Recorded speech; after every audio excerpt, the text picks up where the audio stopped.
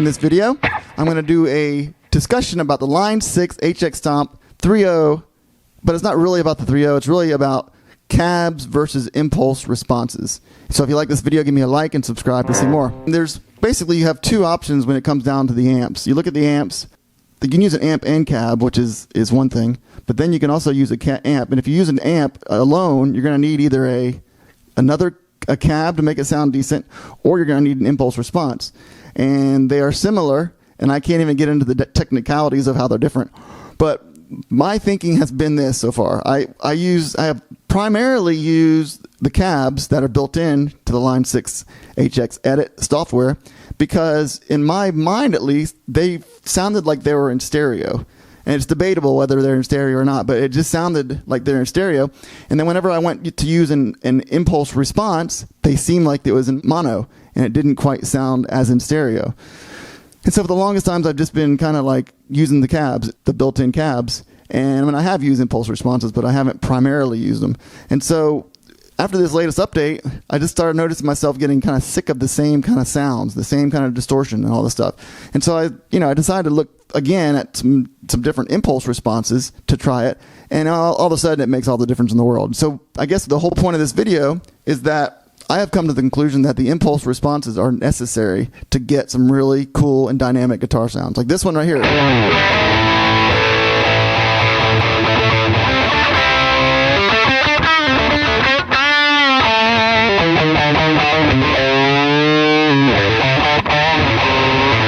I'm using an impulse response. And what I've done is, and again, I'm not even sure if this works, but what I have is I have two impulse responses, and I got them in the little chain here, and I got one on the left speaker and one on the right. And so I'm trying to do a stereo kind of deal. And so I think that's the way to go. But I guess my whole point is if you don't use impulse responses, you're going to get sick of the cabs. The cabs that are built in, I got to say, are probably the weakest link, in my opinion, the weakest link of the Helix software, or maybe the firmware, whatever it is. To me, it's the weakest link is the cabs. Now, I hear you can configure them. If you do it right and you spend all kinds of time configuring them properly, they sound great.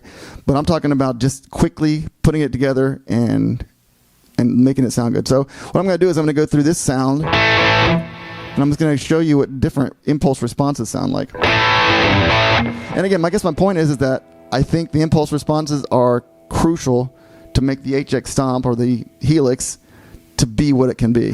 One thing is I don't understand is I wish they would make the impulse responses in stereo. I'm not sure what the kind of effect that would be, but for some reason they're not. So.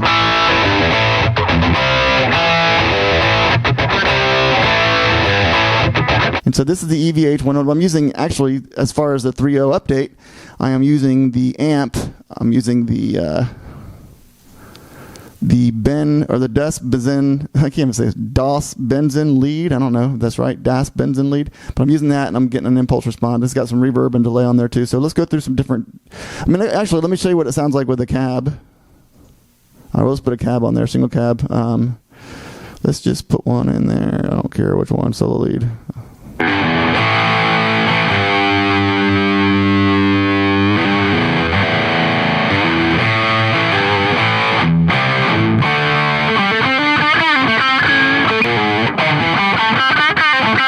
So that's a cab, and there's things you can change, the dynamic, you can change the mic. Change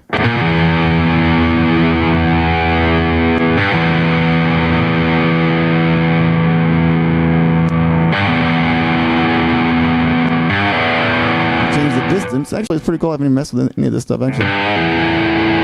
Interesting. I've never messed with it. I've never messed with this before, interestingly.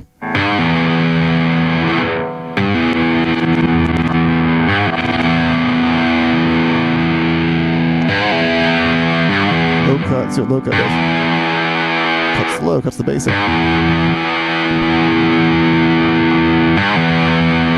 High cut.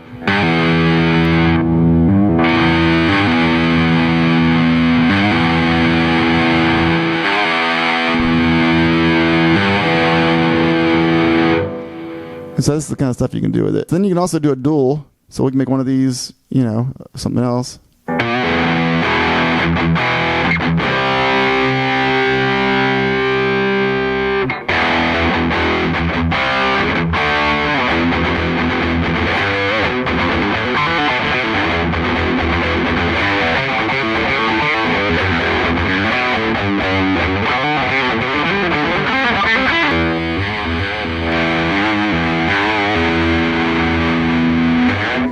Okay, so then, or we can take that away, and we can go and use an impulse response. And the way we do that is go here, pick one. Here, I got a bunch of Eddie Van Halen ones. I'm going to go through different ones. I'm going to try some of these A-type. So I'm going to put that in there.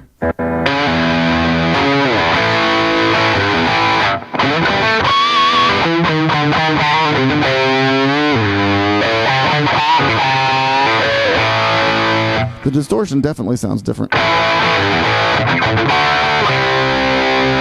And you have some of the same things, low cut, high cut, mix. What does that mean? 2040. I'm not really sure the difference between IR 10 and 1024. I guess it's the bit rate. That might be something even cooler.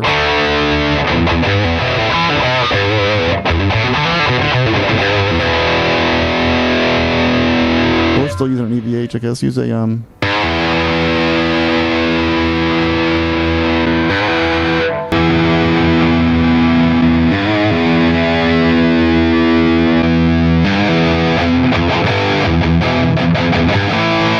like that sounds pretty amazing.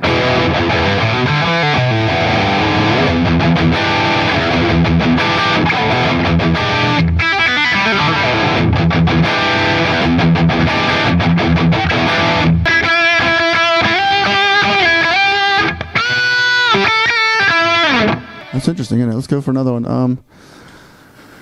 Let's see here. Marshall. So I don't know if that's mono. I guess it's mono.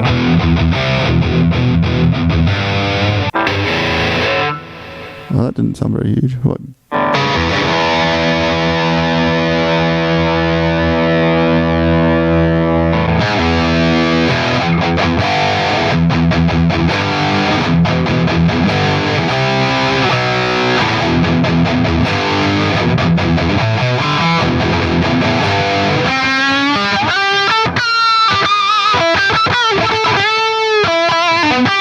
So anyway, that's the video. Thank you so much for watching. I don't know what I've taught you, but maybe you learned something from all my messing around with all this stuff. Thanks for watching. If you like this video, give me a like and subscribe to see more.